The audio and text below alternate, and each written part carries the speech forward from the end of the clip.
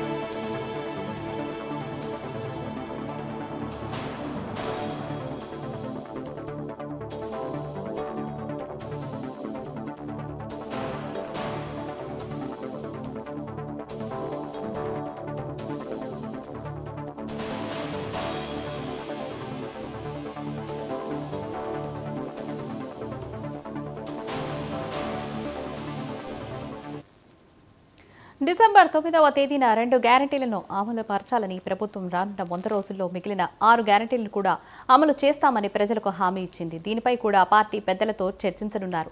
ఈ నెల 24 లేదా 25వ తేదీన కేబినెట్ను విస్తరించాలన్న యోచనలో రేవంత్ రెడ్డి ఉన్నారు. అందుకే రేవంత్ రెడ్డి ఢిల్లీ పర్యటన కీలకంగా మారింది. ఆశావాహులన్నీ పర్యటనపై తర్వాత వచ్చే సంకేతాల కోసం ఎదురుచూస్తున్నారు.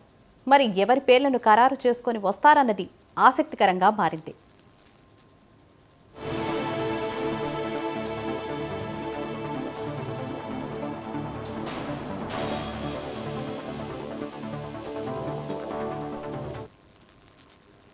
ఆ 6 ఎవరు? రాష్ట్ర కేబినెట్లో ఖాళీగా ఉన్న మంత్రి పదవులు దక్కేది ఎవరికి? 6 పదవులకు 20 మంది పోటీ పడుతున్నారు. సీనియర్లకు ప్రాధాన్యత ఇస్తారా? యువతకు పెద్దపీట వేస్తారా? ప్రాతినిధ్యం లేని జిల్లాల నుంచి ఎవరిని నియమిస్తారు? కులాల వారీగా సమతూకం పాటించడం సాధ్యమేనా?